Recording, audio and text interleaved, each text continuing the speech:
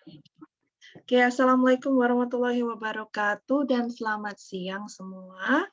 Jadi untuk siang ini untuk enzimologi kita akan masuk ke pengenalan yang lebih sedikit ya dengan biosintesis enzim itu bagaimana seperti itu.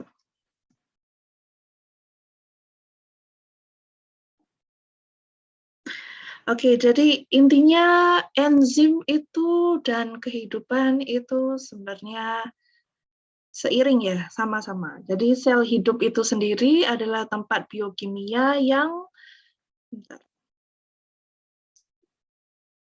yang luar biasa aktivitasnya, dan juga disebut sebagai metabolisme.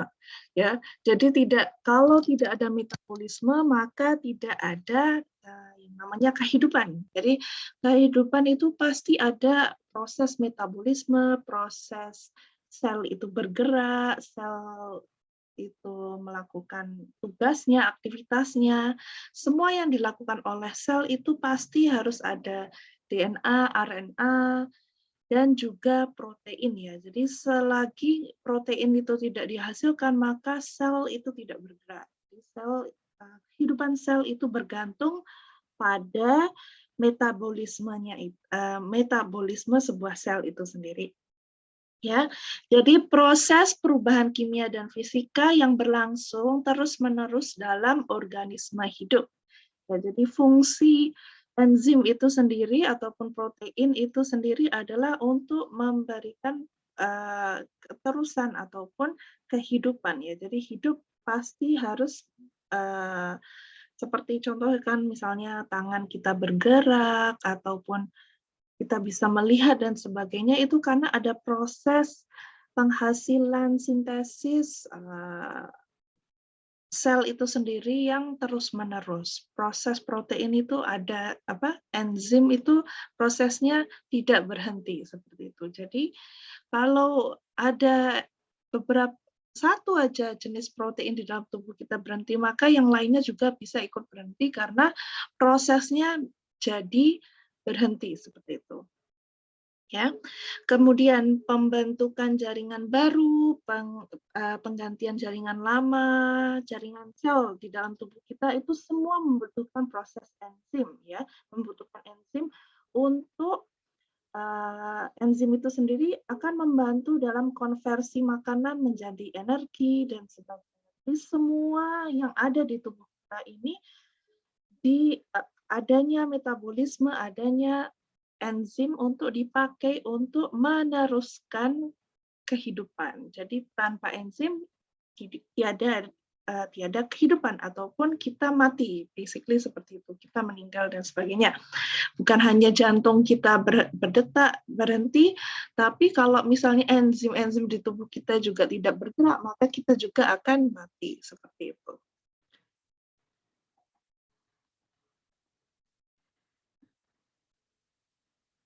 Oke, jadi intinya di dalam tubuh ataupun sel itu ada biokimia, ya. Jadi ada proses biokimia dan reaksi yang tidak berlangsung secara spontan, ya.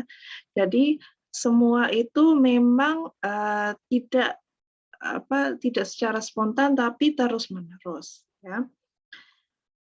Oke, jadi enzim itu sendiri bukan hanya dipakai oleh kehidupan, tapi juga dimanfaatkan dalam industri kimia, contohnya deterjen ataupun seperti itu ya. Kemudian makanan, kosmetik, farmasi, beberapa enzim digunakan untuk sintesis antibiotik. Jadi banyak hal yang diperlukan oleh kehidupan menggunakan enzim seperti itu. Jadi apa itu enzim itu sendiri itu apa ya sebenarnya? Jadi enzim itu sebenarnya merupakan protein yang berfungsi sebagai katalis. Perkataan katalis itu bermaksud untuk mempercepat proses biokimia tadi. Jadi namanya itu adalah katalis ya. Jadi enzim merupakan molekul berukuran besar, kompleks dan aktivitasnya spesifik ya. Jadi enzim itu lebih spesifik lagi daripada protein. Kemudian selain sebagai bagian dari protein itu sendiri, enzim juga ada beberapa enzim yang mengandung kofaktor ya. Ya, kalau ada kofaktor, contohnya seperti ion logam, molekul kecil, organik, inorganik, itu dikenal sebagai koenzim. Nanti akan dijelaskan lebih dalam sedikit. Kemudian seringnya koenzim ini biasanya berasal dari vitamin larut air, ya. Jadi kayak misalnya ada enzim nih, ada tambahan vitamin seperti itu. Ya sama kalau kayak kita misalnya ya pingin cepat sehat atau apa, kita minum vitamin dan sebagainya. Itu adalah kayak suplemen lah istilahnya ya. Kemudian katalisis ya. Katalis tadi itu sendiri adalah reaksi ya. Jadi katalis itu merupakan reaksi biokimia. Kalau katalisis itu sendiri adalah percepatan reaksi kimia menurut zat di mana dirinya tidak mengalami perubahan kimia permanen. Ya. Jadi kalau katalis itu reaksinya, katalisis itu percepatan reaksinya. Ya. Jadi kalau jadi fungsi enzim sebagai katalis ya, itu berarti mempercepat ya, mempercepat reaksi kimia ataupun mempercepat metabolisme seperti itu. Jadi katalisis adalah nama prosesnya, katalis itu adalah katalis itu nama prosesnya yaitu biokimia reaksi ya ataupun enzim itu sendiri. Nah, katalis itu proses percepatannya ya. Jadi kalau ada proses percepatannya itu katalisis, kalau katalis itu adalah nama prosesnya. Seperti itu. Atau lebih ya intinya sih enzim itu pasti adalah katalis ya. Enzim itu katalis. Jadi enzim sendiri bertanggung jawab untuk membawa hampir semua reaksi kimia di dalam kehidupan organisme. Sama seperti yang Ibu jelaskan, jadi tanpa ada enzim tiada kehidupan. Ya. Oke. Jadi kalau kita lihat kembali mikrobiologi kan ada sel ya. Sebuah sel, ada nukleus, ada sitoplasma, ada mitokondria dan sebagainya. Nah, setiap enzim itu fungsinya apa sih? Maksudnya kalau setiap fungsi di organel sel itu ada apa aja fungsinya ataupun enzim itu sendiri berfungsi sebagai apa? Nah, oke, contohnya di sini kalau enzim mitokondrial ini biasanya reaksi penggandaan energi, reaksi oksidasi yang menghasilkan energi. Jadi fungsi enzim di mitokondria itu sendiri adalah menghasilkan energi. Kemudian kalau untuk enzim ribosomal, di ribosom itu biasanya adalah reaksi biosintesis protein. Jadi enzim itu sendiri bisa mempercepat proses protein, biosintesis protein seperti itu. Nah, biosintesis protein itu sendiri sebenarnya merupakan sintesis biosintesis enzim itu juga ya. Jadi proses sintesis atau pembuatan enzim itu sama dengan proses pembuatan protein seperti itu. Kemudian enzim inti berkaitan dengan perangkat genetika. Maksud inti di sini adalah di nukleus ya. Jadi kalau di dalam nukleus kan ada penggandaan, transkripsi seperti itu ya. Contoh perlakuan transkripsi. Nah, itu adalah kadang juga bisa memanfaatkan penggunaan enzim ataupun protein seperti itu. Kemudian enzim lisosom. Oke, jadi kalau di lisosom berkaitan dengan proses digestif ataupun digestif intraselular, destruksi bahan yang tak diperlukan sel. Oke, ada dua jenis enzim sebenarnya. Mungkin Ibu maaf belum cantumkan di sini kelupaan. Jadi enzim itu ada dua jenis, ada intraseluler, ada interseluler. Jadi kalau intraseluler itu sebenarnya di dalam sel, kalau intraseluler di dalam sel, kalau interseluler itu berarti keluar sel ya. Jadi biasanya penggunaan enzim itu adalah di luar, penggunaan luaran seperti itu. Kemudian enzim mikrosomal ya, di mikrosom itu biasanya melakukan tugasnya sebagai sintesis hormon, steroid, terus metabolisme dan inaktivasi obat. Ini adalah beberapa contoh fungsi enzim di dalam organel sel.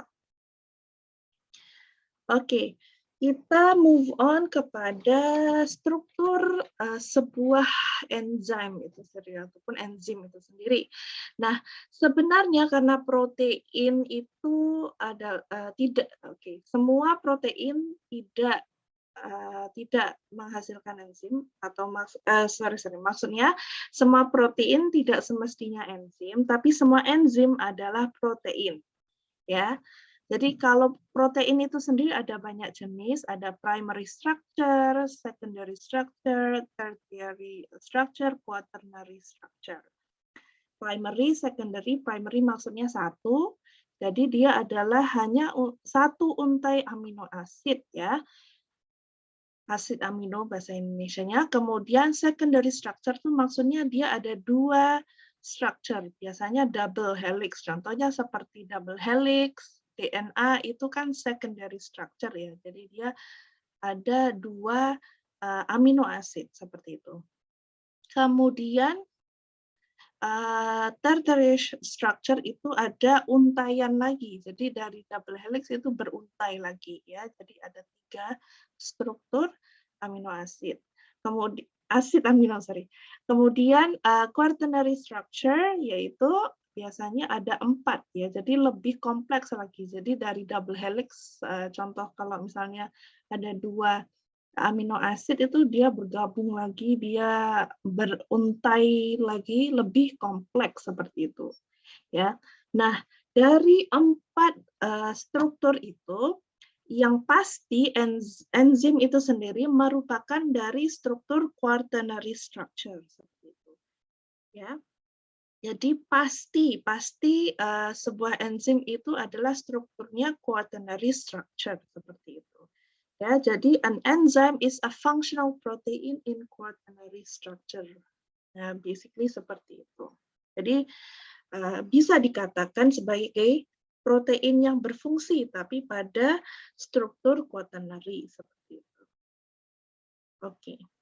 Nah, sebenarnya protein itu pun dibagi menjadi beberapa jenis ya, bukan hanya protein aja. Jadi dia ada enzim, dia juga ada hormon ya. Jadi hormon itu termasuk dari protein itu sendiri.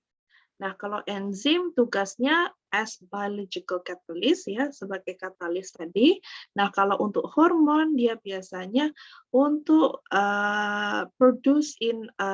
dia biasanya dihasilkan pada suatu organel di dalam organisme ya. Jadi biasanya akan trigger ataupun membantu dalam proses spesifik cellular reaction. Dia lebih kepada proses reaksi di antar sel dan sebagainya, ataupun pada target sel. Tapi kalau enzim adalah lebih kepada membantu mempercepat proses. Ya. Oke. Kemudian ini adalah anatomy of enzim. Jadi basically kalau ada enzim dia pasti ada substrate seperti itu. Pasti ada substrate-nya. Jadi harus ada binding site ataupun tempat di mana substrate itu bisa lekat atau bisa menempel pada enzim. Contohnya seperti itu. Oke. Sampai sini mengerti kan? Atau ada yang mau bertanya? Jadi intinya tidak semua protein itu enzim, tapi semua enzim itu pasti protein. Oke. Kita lanjutkan ke enzim kofaktor. Nah, tadi kan disebutkan kadang enzim itu ada juga yang namanya jenisnya enzim kofaktor ya. Jadi kalau enzim kofaktor itu sebenarnya adalah enzim yang ditempel oleh seperti prosthetic group ya. Prosthetic group ataupun koenzim seperti ini adalah jenis kofaktor ya. Jenis enzim kofaktor. Jadi cofactors are a non-protein component of an enzyme. Cofactors can be organic ataupun inorganic ya. Jadi kofaktor ini dia sebenarnya bukan jenis protein, tapi dia adalah molekul organik ataupun inorganik ataupun metal ions yang menempel pada enzim seperti itu. Kemudian kalau untuk koenzim itu sendiri, kan ini kalau yang satu ini enzim prosthetic group ya. Ini contohnya adalah flavoprotein plus FAD. FAD itu prosthetic group. Nah, kalau untuk yang permanen attach ataupun temporary itu bisa disebut sebagai koenzim. Koenzim. Kalau cofactor dia lebih kecil, jadi lebih kepada metal ion seperti itu ya. Jadi inorganik ataupun inorganik lah lebihnya ya. Kalau organik, karena organik itu kan besar ya, dibandingkan dengan inorganik molekul, itu organik itu lebih besar. Jadi dia jatuhnya kepada koenzim ini. Ya, jadi dia bisa sebenarnya sebagai koenzim dia bisa permanently attach ataupun bisa melekat ataupun menempel secara permanen, bisa juga temporary ya, bisa juga hanya pada waktu yang diperlukan seperti itu. Ini adalah contoh daripada jenis enzim ya. Jadi bukan hanya enzim terus ada substrate, active site, tapi kadang enzim itu sendiri ada prosthetic group-nya, which is metal ion yang menempel, atau ada koenzimnya. Nah, mungkin di sini pertanyaannya, kenapa harus ada prosthetic, harus ada koenzim, kenapa harus ada metal ions dan kepencet ya. Kenapa harus ada koenzim dan sebagainya? Jadi mungkin enzimnya itu sebenarnya jenisnya sama. Cuman mungkin substrate-nya itu karena sedikit lain, jadi diperlukan adanya attachment ataupun penambahan pada bentuk active site-nya. Nah, karena enzim itu sendiri itu spesifik, jadi kalau misalnya active site-nya itu tidak sama dengan substrate yang dicari, maka perlu ada penambahan seperti prosthetic group, koenzim, jadi dia bisa mengubah struktur active site-nya itu sendiri ataupun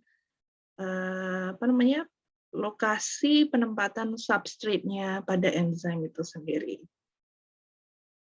Kenapa kok juga harus ada tambahan dan sebagainya? Itu soal itu dikembalikan kepada Sang Pencipta ya, karena gimana ya, semua yang diciptakan ada fungsinya masing-masing. Kita hanya tahu kalau misalnya dia mau merubah bentuk active site-nya, pasti terkadang ada penambahan seperti contohnya koenzim ataupun prosthetic group, yaitu metal ion seperti itu.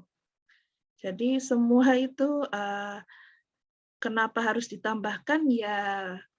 Fungsinya adalah untuk membuat active site ini lebih spesifik lagi. Jadi karena substrate di dalam tubuh ataupun di dalam sebuah organisme itu adalah kan sangat banyak ya. Dan kadang mungkin ada sesuatu dari luar dan sebagainya yang mungkin adalah substrate baru. Jadi enzim itu harus untuk supaya enzim itu sendiri bisa lebih spesifik, maka perlu adanya penambahan kofaktor. Ya, oke. Jadi dalam proses biosintesis sebuah enzim itu sendiri ada yang namanya central dogma. Ya, jadi mungkin kalian yang sudah belajar, mungkin sudah belajar genetika ya. Jadi sentral dogma itu adalah maksudnya adalah inti ataupun pusat kehidupan, ya. Jadi di mana semua proses itu harus melalui DNA menjadi RNA dan kemudian menjadi protein. Jadi cycle-nya ataupun sirkulasinya di dalam sebuah kehidupan itu pasti ada dari DNA menjadi sebuah protein seperti itu ya. Jadi perlu melakukan ataupun melalui yang proses di mana namanya disebut transkripsi dan juga dilakukan proses translasi. Oke, ya Rian, bagaimana?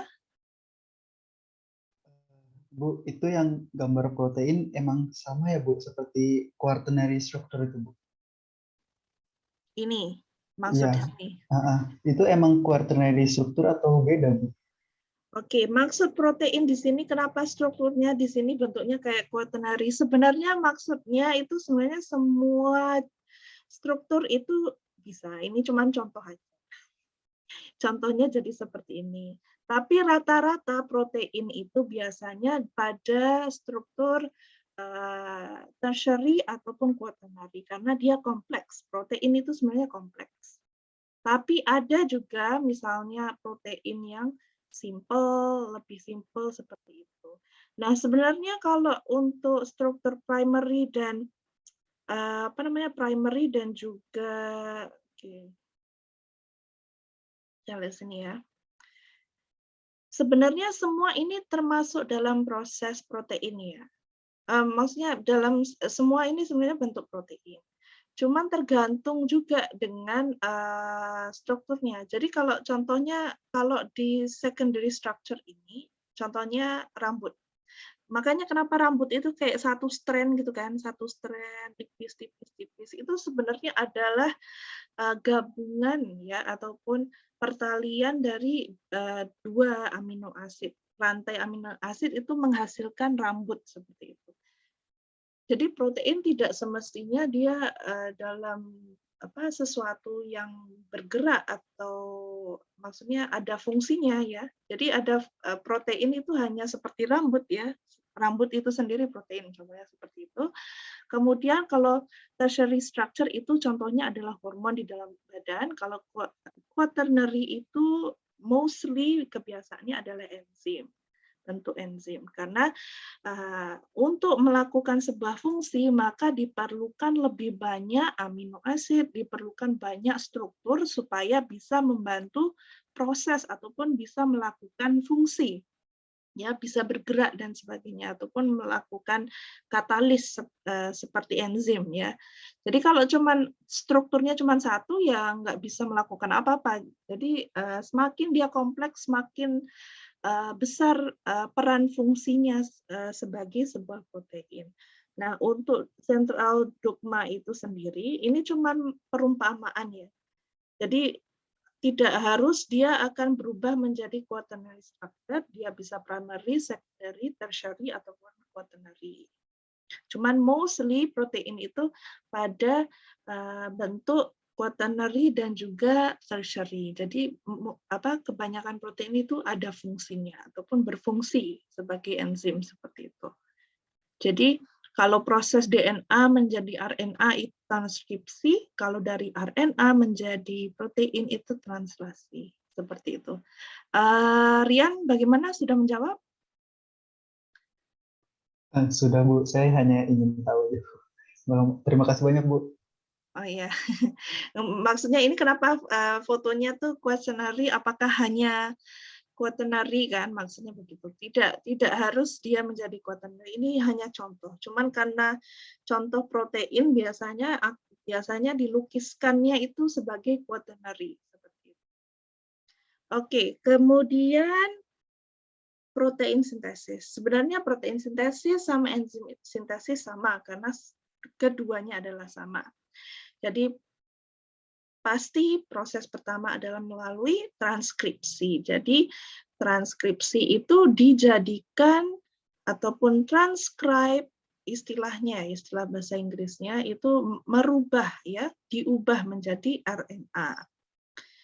Kemudian proses translasi itu dilakukan dari RNA dan ditranslate ya into amino acid protein. Jadi RNA itu kan lebih kepada kode ya. Jadi kayak DNA, RNA itu kode. Kalau misalnya belajar coding, ya contohnya kodenya itu RNA. Nah, kalau udah masuk sistem nanti hasilnya keluarnya apa? Nah, itu proteinnya, contohnya seperti itu. Jadi melalui dua proses ini disebut adalah proses kehidupan. Untuk masalah transkripsi, translasi nanti kalian di semester 3 atau 4 itu akan harus menghafal bagaimana proses tersebut ya. Cuman kalau ini tidak, kita hanya Ibu hanya memberikan penjelasan bagaimana proses sintesis itu terjadi. Jadi let's say kita lihat di sini ada nukleus ya. Jadi dari dalam organ sel itu ada nukleus ya. Jadi dalam nukleus itu ada DNA, kromosom itu. Kemudian dari situ DNA-nya itu melakukan transkripsi. Dari transkripsi dia keluar dari sel, dia menjadi RNA. Oke.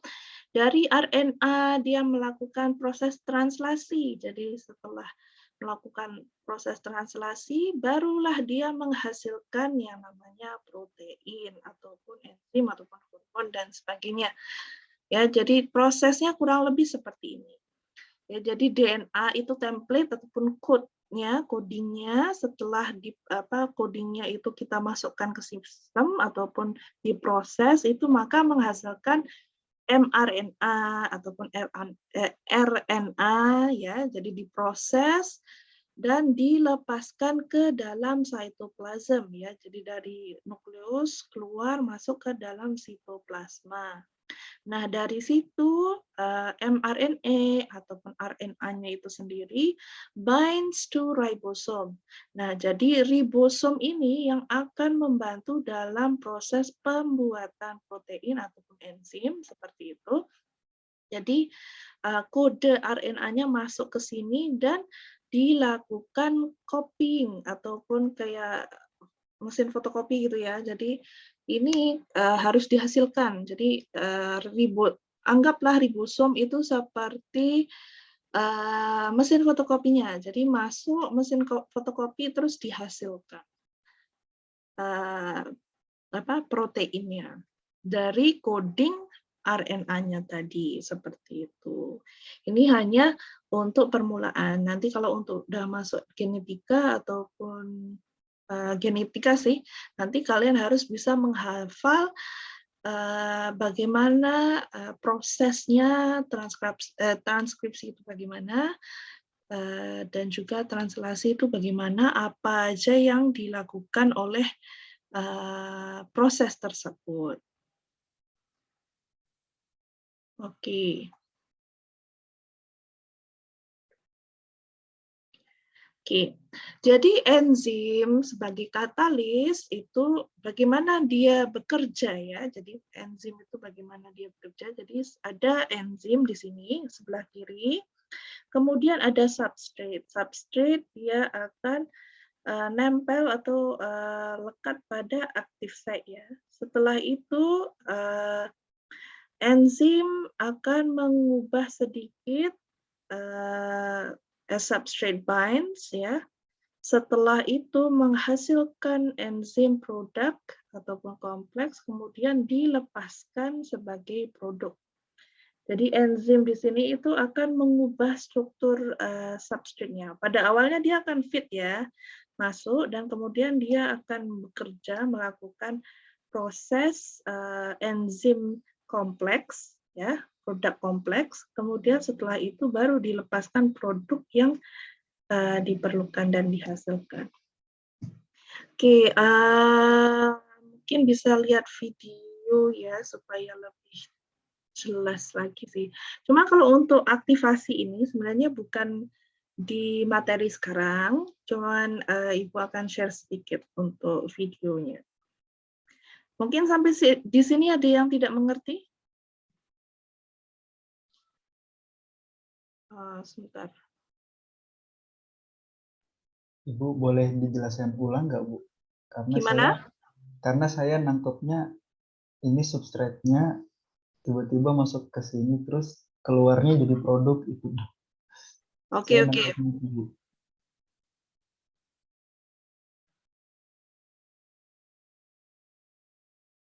Sebentar. Oke. Untuk substrate ya.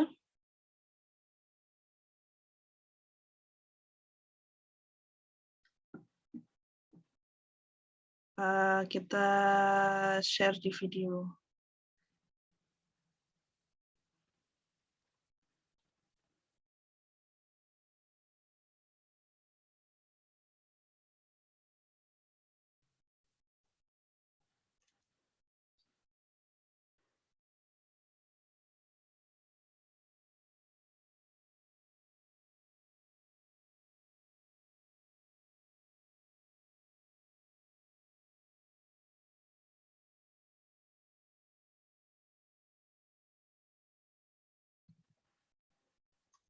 Sebentar, mana video itu?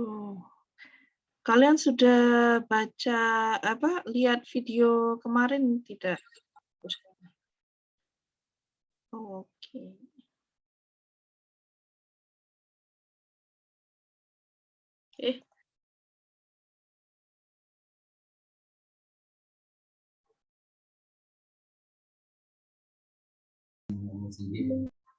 Oke, sebentar.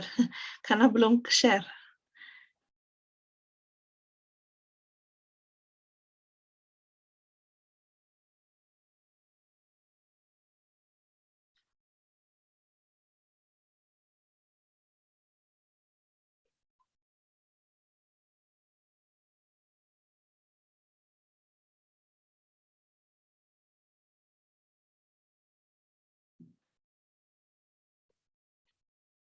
Enggak. Ya. Much older than you. But now you can play it on Google. Just Google Pac-Man game we substrates. It's very where items can bind. The items are called substrates. It's very specific binding because the active site is Oke, sebentar.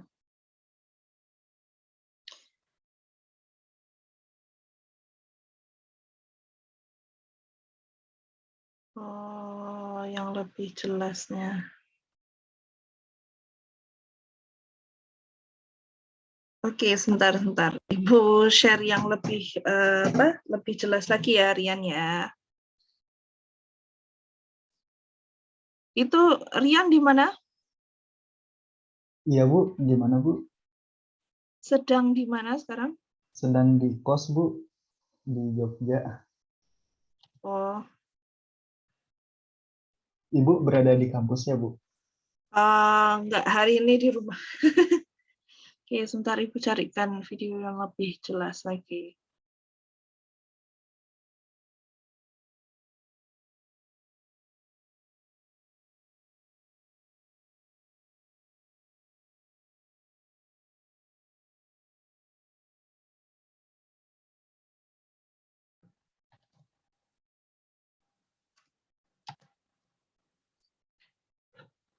Oke, sebelum yang masalah aktivasi enzim, ada yang mau ditanyakan mengenai biosintesis, sudah paham ya?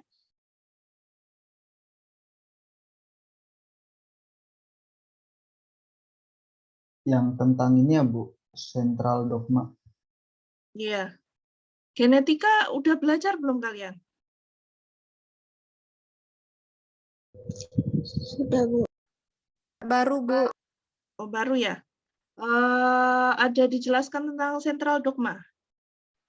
Belum, Bu. Oh, Belum, Bu. belum ya? Belum, Bu. Oke. Central dogma tadi ya cuman itu sebenarnya maksudnya. Cuman dia punya istilah itu istilah proses proses sel itu sendiri itu adalah istilahnya adalah central dogma. Kalau mau dikupas lebih dalam lagi sebenarnya maksudnya ya kurang lebih itu aja sih. Jadi dia lebih kepada proses sel ataupun proses lingkup sirkulasi kehidupan itu pasti ada dari DNA menjadi protein. Oke, sebentar. Oh, tadi sudah ketemu mana tadi?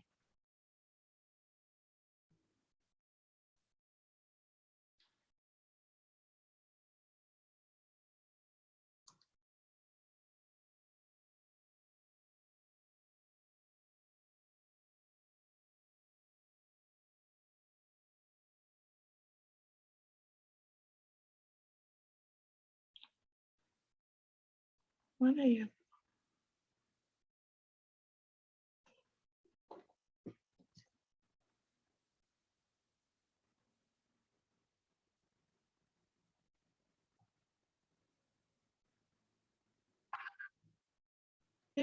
Sorry.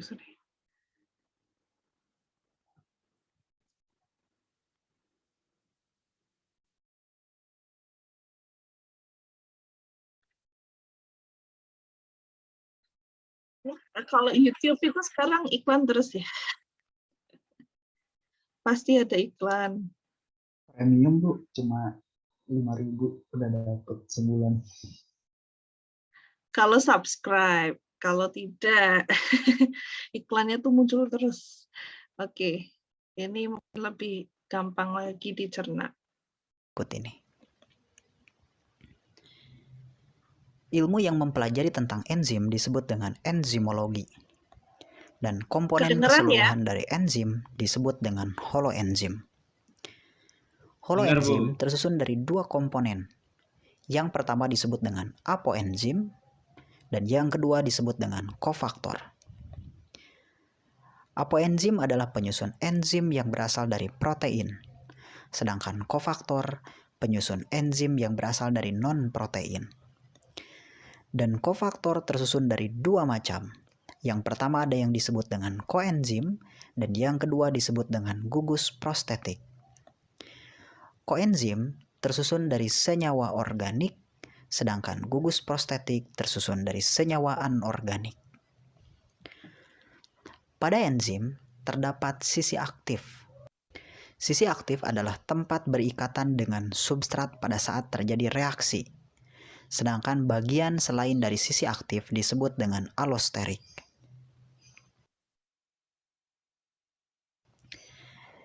Enzim memiliki beberapa sifat.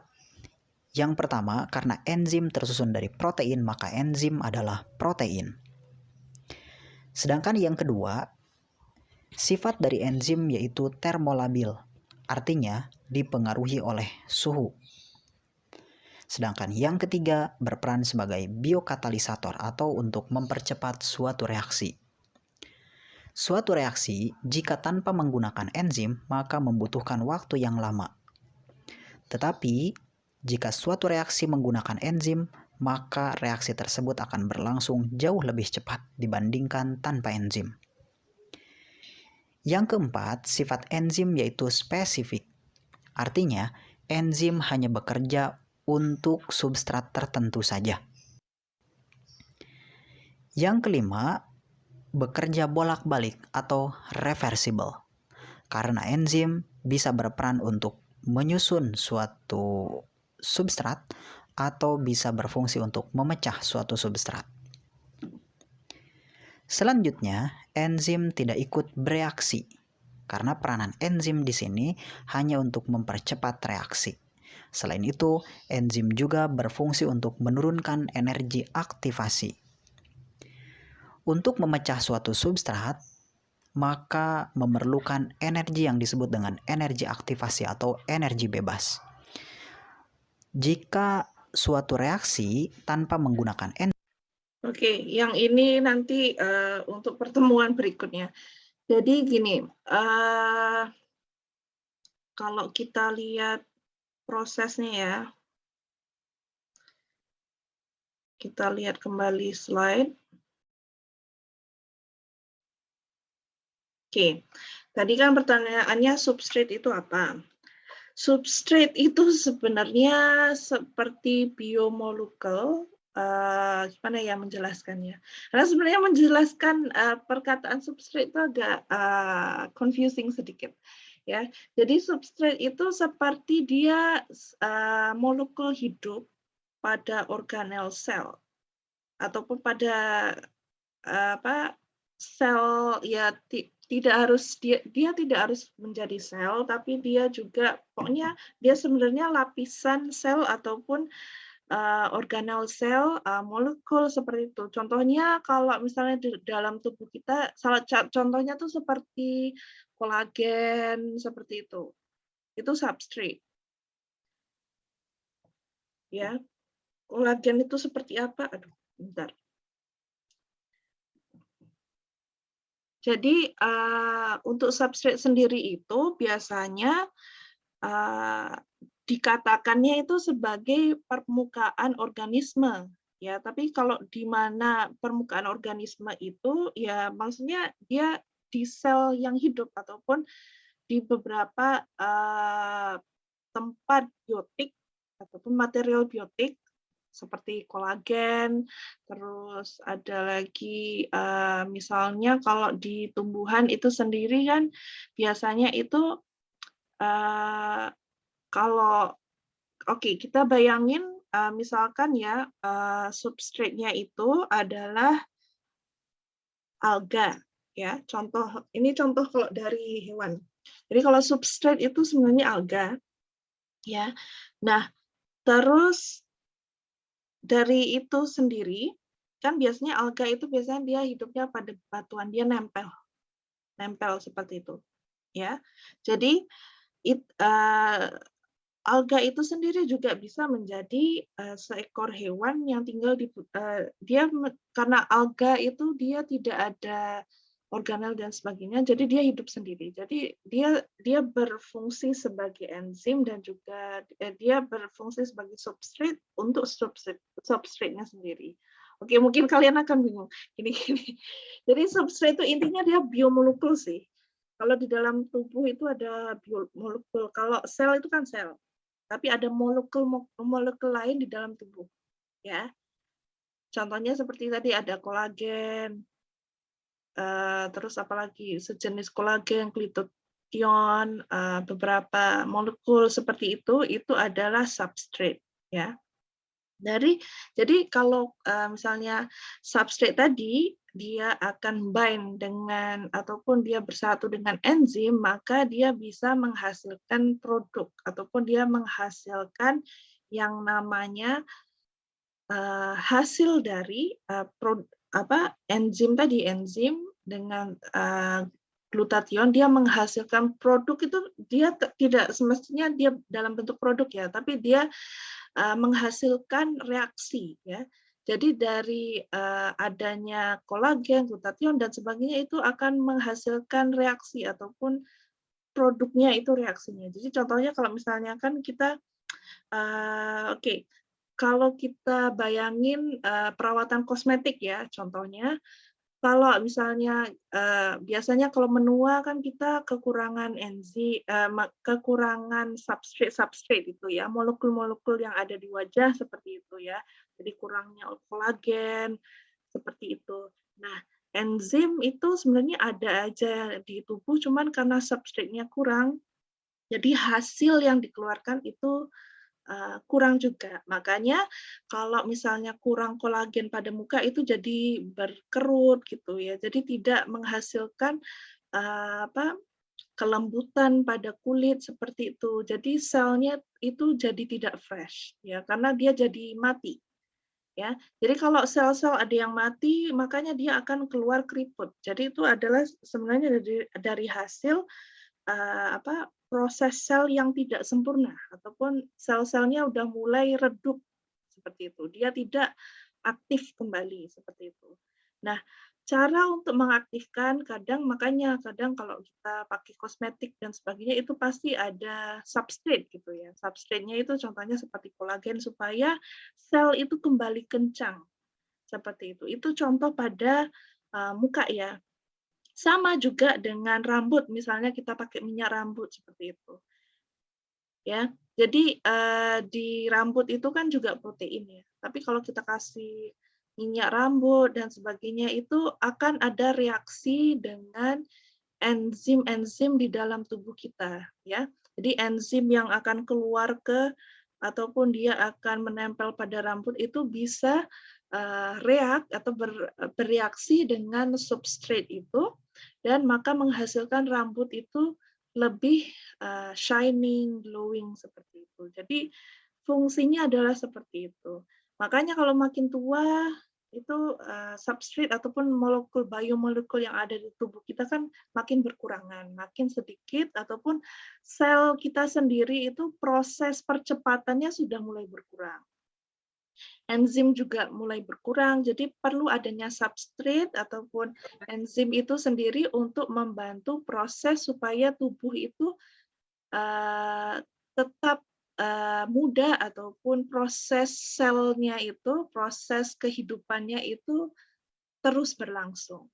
Jadi kalau kita makin tua itu intinya sebenarnya proses kehidupan ataupun central dogma dalam organisme kita sendiri itu adalah makin berkurang karena prosesnya makin lambat, enzimnya makin kurang, dan sebagainya.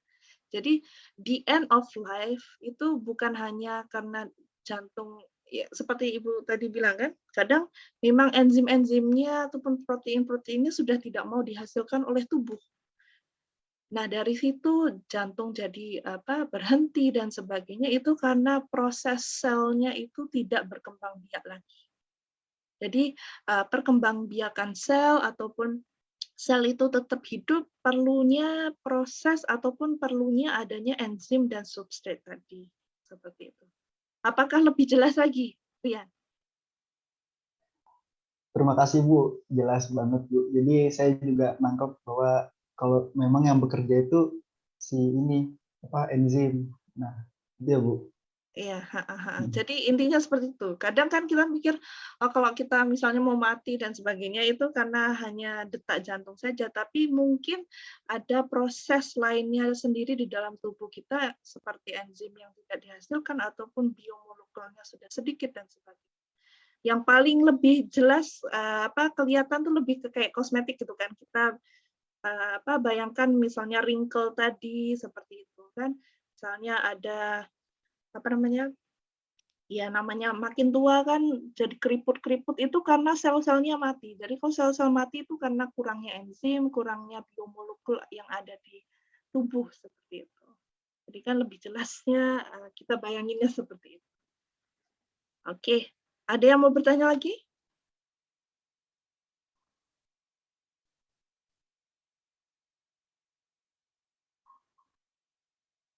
Untuk hari ini sebenarnya karena tentang biosintesis dan memang tidak bisa dijelaskan jauh lebih dalam, karena itu nanti kalian akan belajar lagi di pertemuan berikutnya ataupun di semester berikutnya. Jadi untuk semester 1, 2 tuh lebih masih santai. Maksudnya perlu tahu ini ada ini ada ini. Seperti itu. Apakah ada yang masih belum jelas lagi? Mungkin bisa ditanyakan?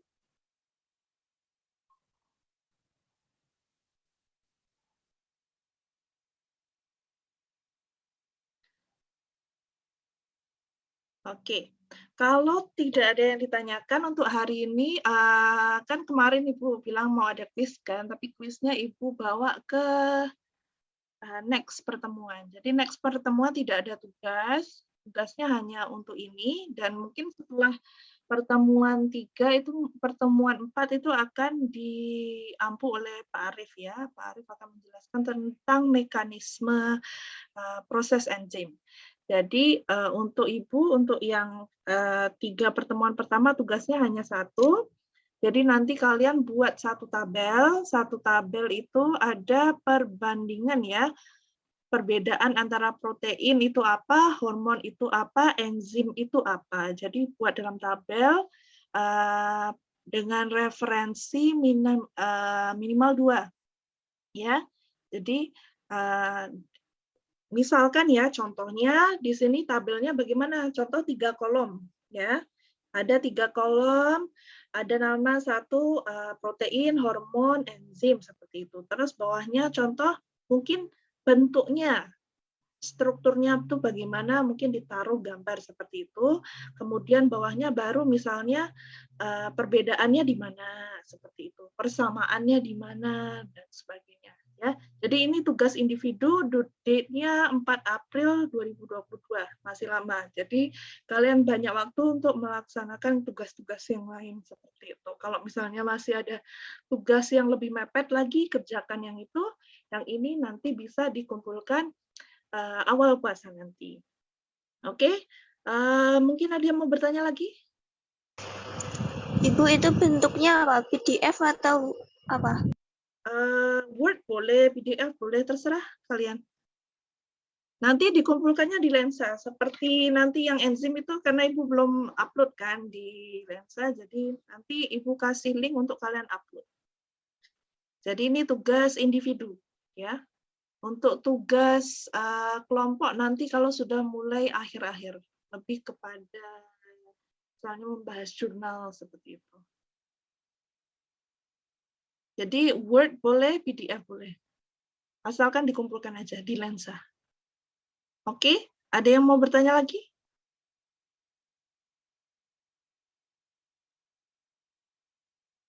Mungkin ada yang kurang jelas lagi?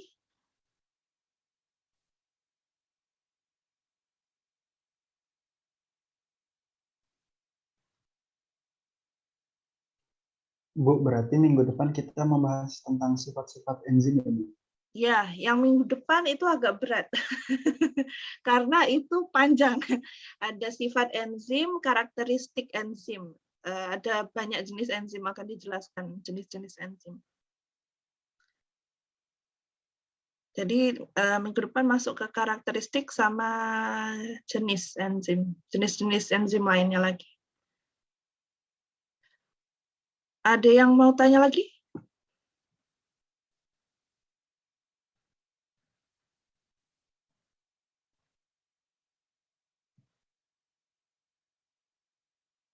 Sudah jelas ya?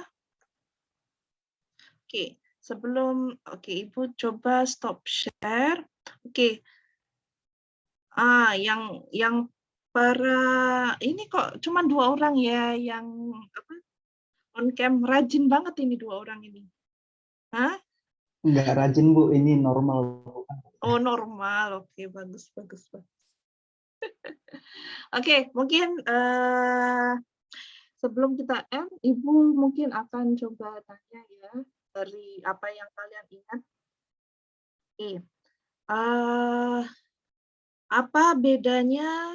Apa bedanya Bu ya? Ini. Apa struktur enzim? Struktur enzim itu bagaimana?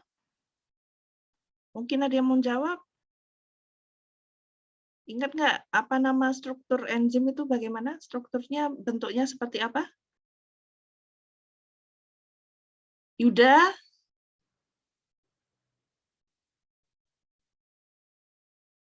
Ini 2 orang on cam ini. Rian, gimana? Struktur enzim apa? Saya ingatnya itu tadi, Bu. Helik, double helik, ada yang quaternary struktur, ada yang Ya. itu. Oke. Rian, apakah enzim ada yang berbentuk secondary structure? Gimana, Bu? Secondary structure itu apakah salah satu bentuk enzim? Iya, Bu. Are you sure? Ya, dari penjelasan Ibu tadi saya ingat yang DNA translasi itu RNA terus ke itu protein. Kan Itu salah yang satunya. ditanya bentuk struktur enzim loh. Bentuk struktur enzim itu yang mana? Kan ada 4 ya, ada primary, secondary, tertiary, quaternary, ya. Nah, dari keempat struktur ataupun bentuk ini, manakah yang enzim?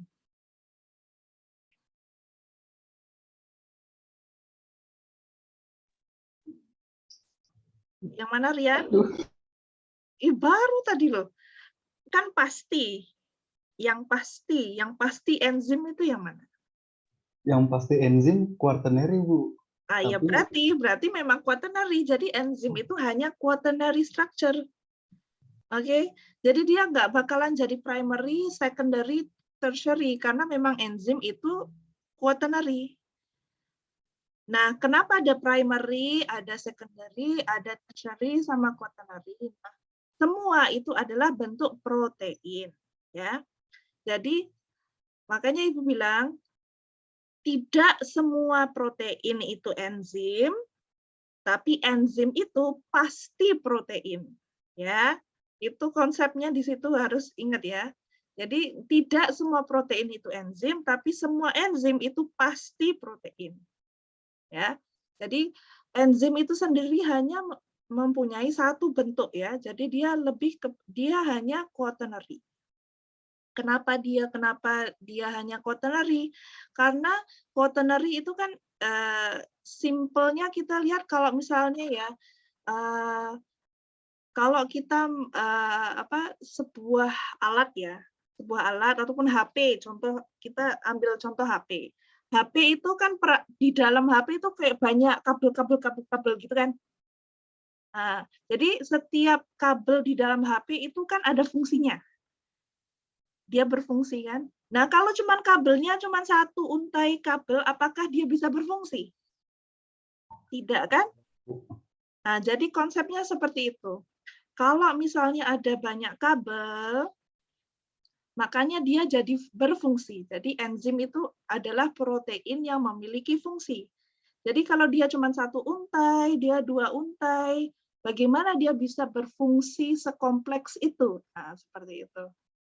Ya, jadi konsepnya seperti itu. Lebih jelas? Ingat? Jelas, Bu. Oke. Yuda. Iya, Bu. Oke. Apa bedanya katalis sama katalisis?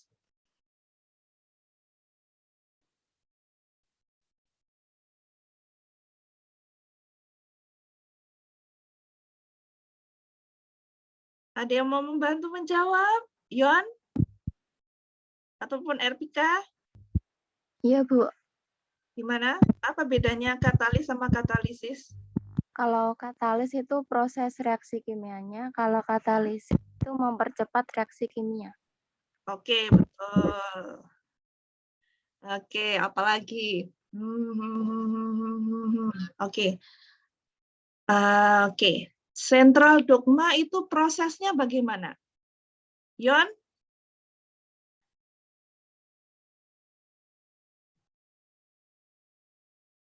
Atau yang lain coba menjawab?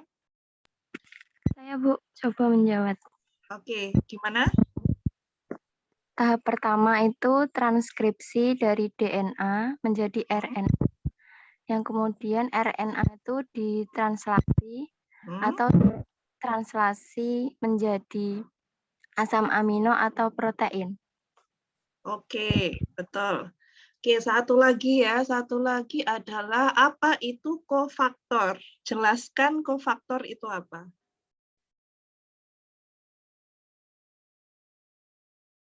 Yang lainnya?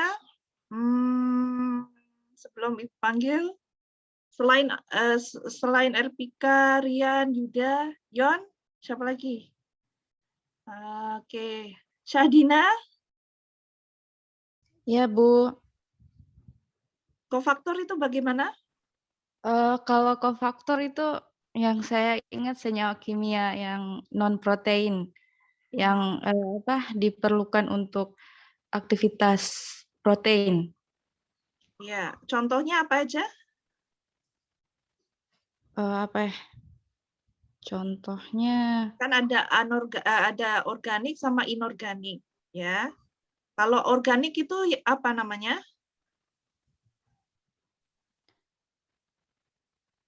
ion. Kalau organik ada ion logam.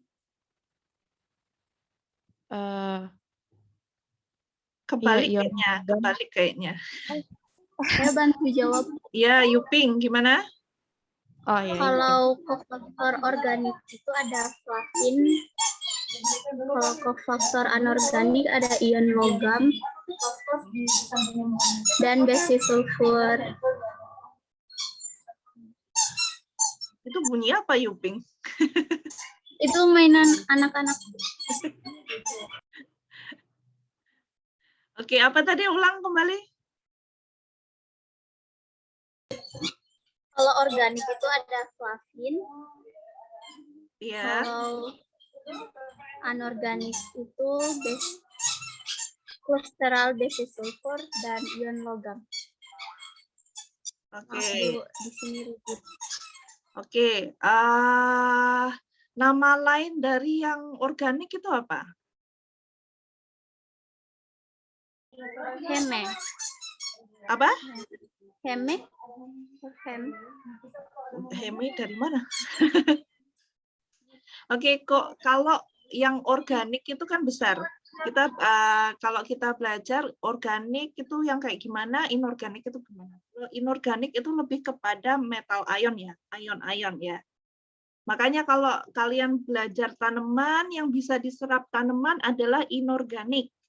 Kalau organik itu yang besar, molekul yang lebih besar lagi. Jadi kalau organik itu kalau di dalam sistem enzim itu adalah contohnya adalah koenzim.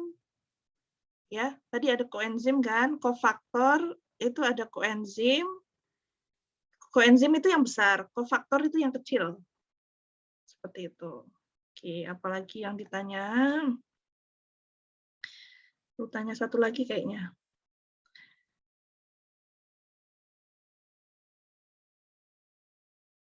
Oke, tadi kan Ibu jelaskan tentang fungsi organel sel ya, maksudnya fungsi enzim di dalam organel sel, di dalam organ ya. Apakah fungsi enzim mitokondria? Ada yang mau menjawab? Fungsinya enzim dalam mitokondria itu menghasilkan apa? Membantu menghasilkan apa? Oke, coba saya tanya. Mutia Zahra, hadir? Hadir, Bu. Oke, contoh kerja enzim di dalam mitokondria apa? Ini penggandaan energi, menghasilkan energi. Oke. Oke, terus Anindya.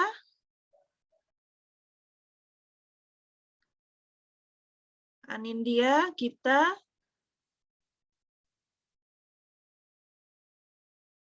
Online kah atau ditinggal itu? Oke, yang lainnya Romlah. Iya, Bu. Oke, apa fungsi enzim di dalam ribosom? Membantu proses sintesis protein. Oke, betul. Kemudian Henny.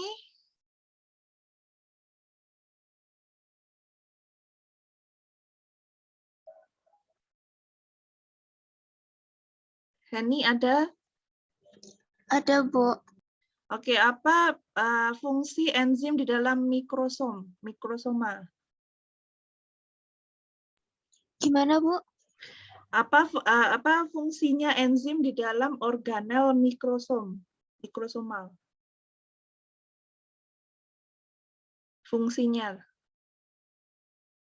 Kira-kira apa?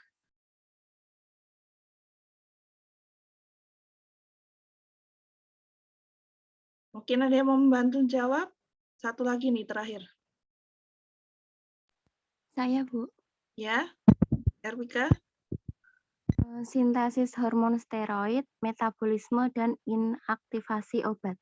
Oke, berarti nyatet ya. Oke, untuk hari ini itu aja. Nanti minggu depan kita bahas lagi tentang tata nama enzim. Tadi udah kan, jadi lebih kepada sifat dan nama-nama enzim, tata nama dan sebagainya. Ya, jadi untuk hari ini terima kasih teman-teman yang udah hadir kelas hari ini. Jadi cukup di sini. Mohon maaf kalau apabila masih ada kurang. Kalau misalnya mau bertanya lagi bisa WA Ibu. Kalau misalnya ingin tahu apa seperti itu, jangan lupa tugasnya. Insya Allah setelah ini Ibu langsung setelah Zoom-nya yang terekam itu sudah terdownload, Ibu akan upload untuk keduanya ya, untuk enzimologi sama virologi. Jadi untuk hari ini mohon maaf dari Ibu, kurang lebih dari kurangnya dari Ibu, lebihnya dari Allah Subhanahu wa taala. Wabillahi taufiq wal hidayah. Wassalamualaikum warahmatullahi wabarakatuh. Waalaikumsalam. Terima kasih banyak Ibu. Sama-sama. Nanti kalian kalau misalnya video-video yang Ibu share itu coba dilihat ya. Baik Bu. Oke. Saya end meetingnya ya.